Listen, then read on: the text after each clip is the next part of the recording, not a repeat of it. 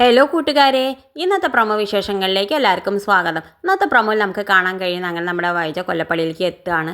അവൾ വരുന്ന സമയത്ത് നമ്മുടെ കമലയ്ക്കാണെങ്കിൽ തീരെ ഇഷ്ടപ്പെടുന്നില്ല. അവൾ ഇനി ഇവിടെ എത്ര ദിവസമാണ് നിൽക്കുക എന്നൊക്കെ വിചാരിച്ചിട്ട് അപ്പോൾ അവളോട് ചോദിക്കുന്നുണ്ട്, കമല വൈജയോട് ചോദിക്കുന്നുണ്ട്, എന്താ അപ്പം എൻ്റെ പ്രശ്നം എന്ന് പറയുമ്പോൾ ഞാൻ ഞാലീനെ പോവാതെ ഞാൻ അങ്ങോട്ട് പോവില്ല എന്നൊക്കെ പറയുന്നുണ്ട്. വൈജ പറയുന്നുണ്ട്, മനു വിചാരിച്ചാൽ അവൾ അവിടുന്ന് പോവും, മനു പറഞ്ഞാൽ അവൾ അവിടുന്ന് പോവും എന്നൊക്കെ പറയുന്നുണ്ട്. ആ സമയത്ത് നമ്മളെ കമല പറയുന്നുണ്ട്, അതിന് ബാലചന്ദ്രൻ സമ്മതിക്കണ്ടേ എന്ന് ചോദിക്കുന്നുണ്ട്. നീയും നിൻ്റെ 3 മക്കളും ഒറ്റക്കെട്ടായി നിന്നാൽ മതി, എന്നിട്ട് അലീനെ അവിടെ നിന്ന് പറഞ്ഞയക്കണം എന്നൊക്കെ പറയുന്നുണ്ട്. എന്തായാലും വൈജ പറയുന്നുണ്ട്, ഇനി എന്താ തീരുമാനിച്ചാലും വേണ്ടില്ല, ഞാൻ അലീനെ പോവാതെ ഞാൻ അങ്ങോട്ട് ഇല്ല എന്നൊക്കെ പറയുന്നുണ്ട്. പിന്നെ കാണിക്കുന്നത് നമ്മൾ നാൻസി രേവതി മോളെ വിളിക്കുന്നുണ്ട്. എന്നിട്ട് പറയുന്നുണ്ട്, നമ്മളെ ഷെറീൻ പ്രസവിച്ച കുട്ടീനെ മധുരയിൽ ഉപേക്ഷിച്ചിട്ടില്ല കേട്ടോ, അവർ വീട്ടിലേക്ക് ഇങ്ങോട്ട് കൊണ്ടുവന്നിട്ടുണ്ടായിരുന്നു എന്നൊക്കെ പറയുന്നുണ്ട്. ഇതൊക്കെ കേൾക്കുമ്പോൾ നമ്മുടെ രേവതി കുട്ടി ഞെട്ടുണ്ട്. പിന്നെ കാണിക്കുന്നത് നമ്മുടെ വൈജയുടെ ഏട്ടൻ രാജീവൻ എത്തുന്നുണ്ട്.